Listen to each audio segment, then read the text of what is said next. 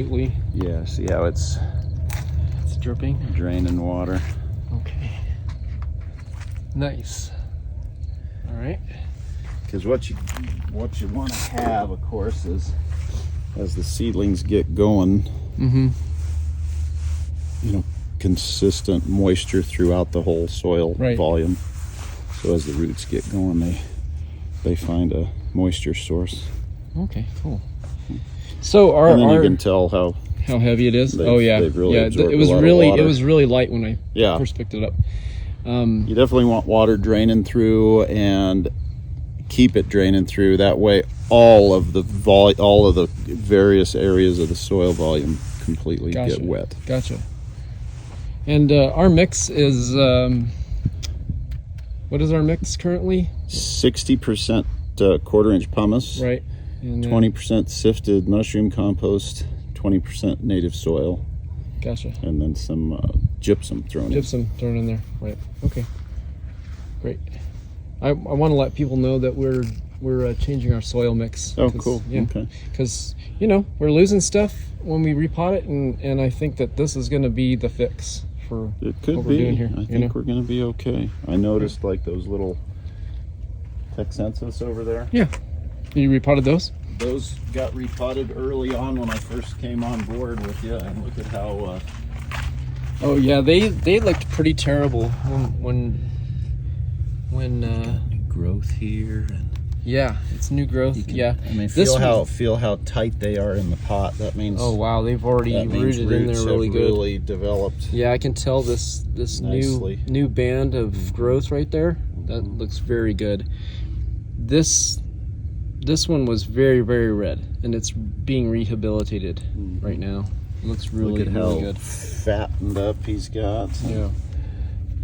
They're really nice and tight in the pots. This is definitely, and no stress at all when it was repotted. They just took to the soil like it was too is perfect. So you look at the seedlings I brought with me in this soil mix. Yeah, it's Perryi, and these are from July of 22, so they're not even a year. They're not even a year old. These are almost a year old. Wow. So my Perryi were like that big at like 6 years. And like Texensis. Nice. Same thing.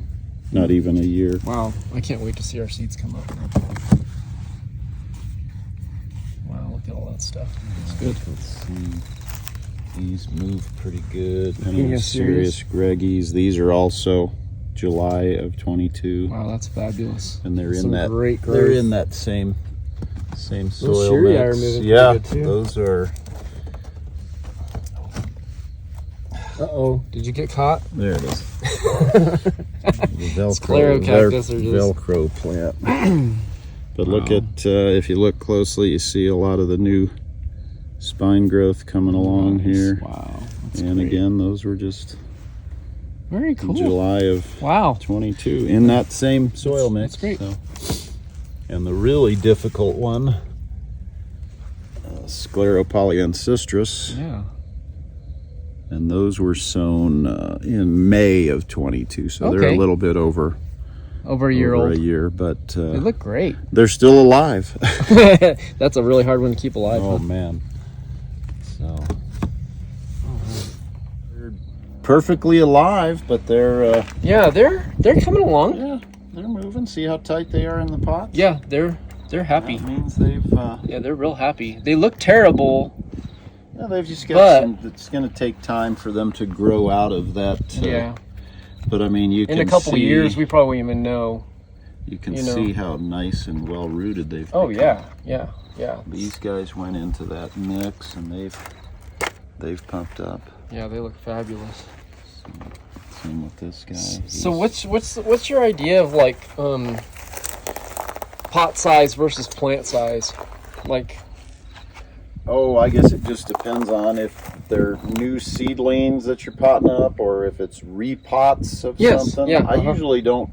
If something's in a 3 1/4 inch pot, I don't like over pot it. Although if a plant has been in a 3/4 inch pot, 3 1/4 inch pot, and the plant itself is quite large, yeah. then I might go up to maybe a 6 inch or something Okay. like that. Okay. I don't tend to over pot plants all that much. Mm-hmm. Some stuff enjoys kind of being over potted, but not cacti per se. Yeah. At least most in my opinion. cacti don't. Some people might Not agree with that. Might not agree, but like a lot of succulent plants love to have lots of root space. A lot of root space, yeah. Trees, pachypodiums, adeniums. Right. You give them a lot of root space and they just go crazy. Yeah. Cucuarias do the same thing. They go really crazy. Yeah, this Corey Hendricksonii, right? Man, that looks fabulous. It looks like it's really taken to this, and it is rooted in there well. So, yeah. So I'm gonna call the new soil a success because it just So good. Yeah, I haven't lost anything in it yet. And then we'll just see the longevity of it, Yeah, you'll find it's going to take a good year to look at stuff that we've repotted in there. Right. And kind of get it to go through a full growth cycle and This is so forth. polycephalus? I think so. It's not a pear yet. That's a cool looking plant. Look at He's those. struggling, but I think he's gonna be okay. Yeah, I think so too. So we're gonna sow some Bravonus, Areocarpus bravonus seeds.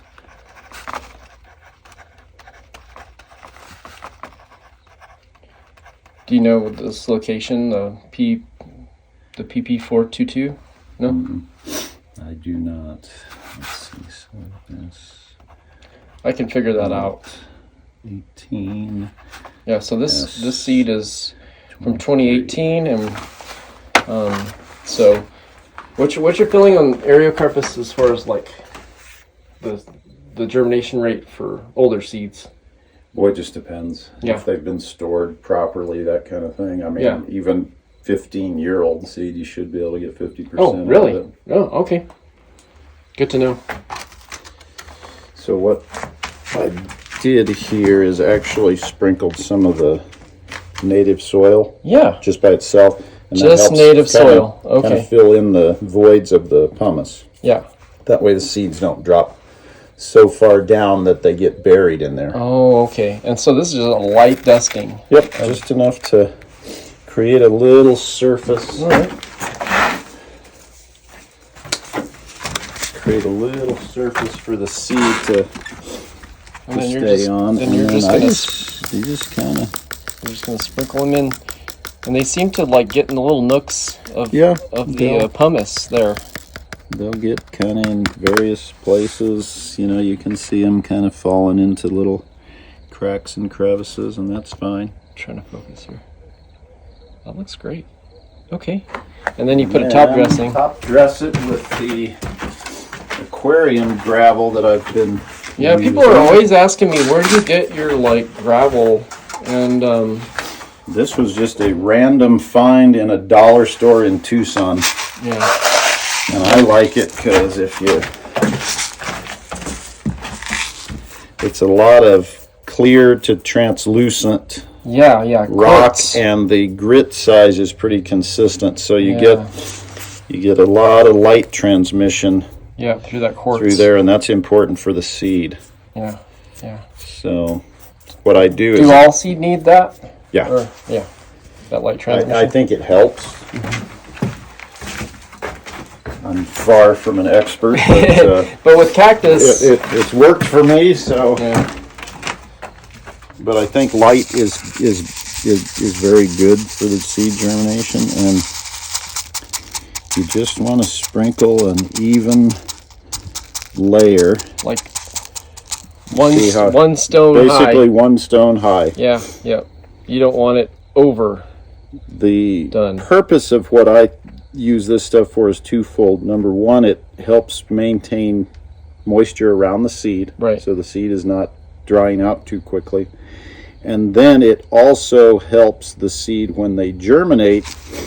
It gives something for the seedlings to push against so it forces the roots down in the soil. Oh, interesting. I've seen people seed sow just on the soil top, Right. and you'll find a lot of people have questions about the root is going all over the place, it's not going down into the soil. Right. So you see these curly Q roots I've with seen the that little before. seedling, and then people want to know, well, how can I fix that? This does the job. Oh, okay. Because what happens is this little seed, as it germinates, it's got one of those little stones Yep. near it, and the seedling itself can kind of move the stone away, Yes. but it helps create a opposing force to get the roots to go down into the soil, because that's where you want them to be. Obviously, You don't want them to be curling around on the Sure, soil sure. surface, because then they're going to dry out and you're going to lose the Yeah, they're seedlings. gonna die. Yep. And then once I've done that, Give it a little spritz again. I just give it a quick little misting to settle the seeds into place. And it doesn't even have to be It's not a lot. anything more than Okay. that, and Yeah. you're good. Then you're good to go. All right. And then, of course, sowing outdoors like we're doing, you've got to mist the pots 2 to 3 times a day, depending on how hot and dry it is in your location, because it is critical to keep the pots moist. Right. If they dry out too much, you're sunk. Yeah. And then I like, we have 50% shade cloth here, but I also like to add just a little extra Shade. protection for them. When you first start them. And that kind of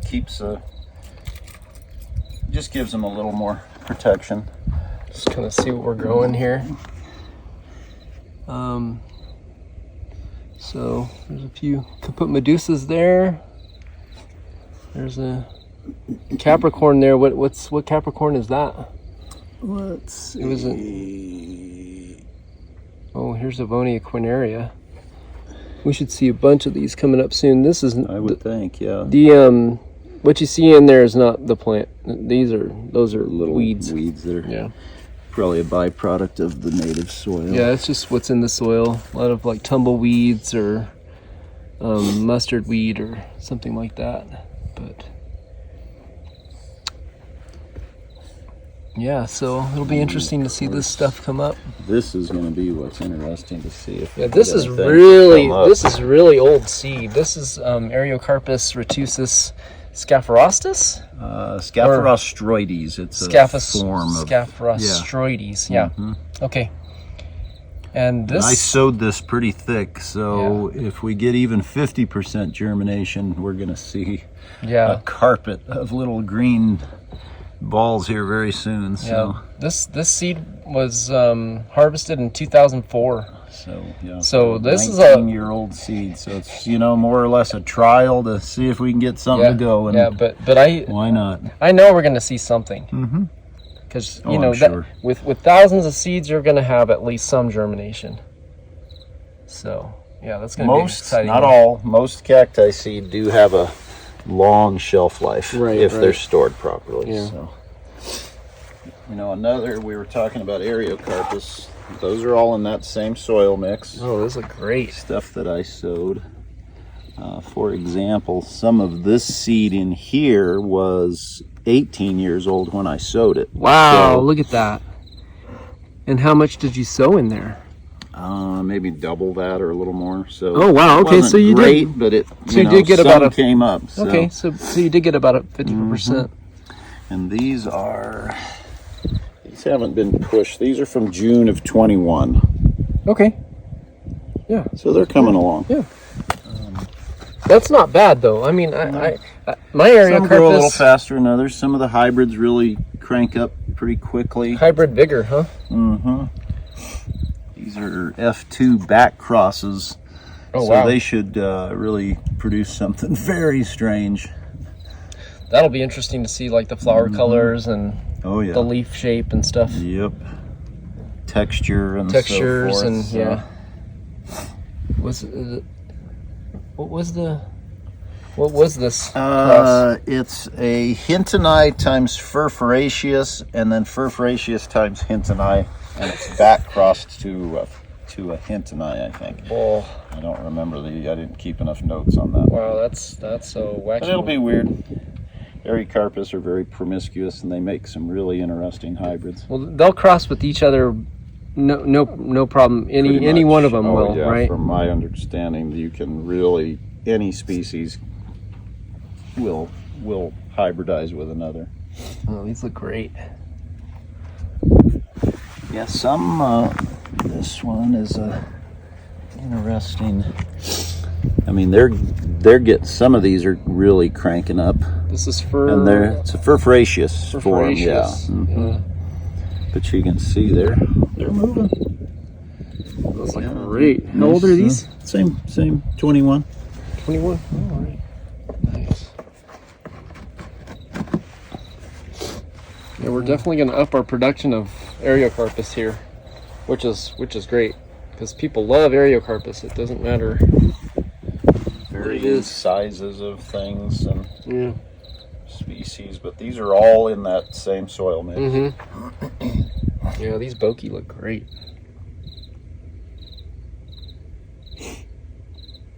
Who doesn't like a bokeh? Exactly. And this is that was supposed to be a Ferrobergia right times DeGettii, but yeah. I think it just selfed because those are all looking at this stage like nothing but Leutenbergia. Yeah. So occasionally when you're crossing things, you'll just make the other plant self-pollinate. Mm-hmm.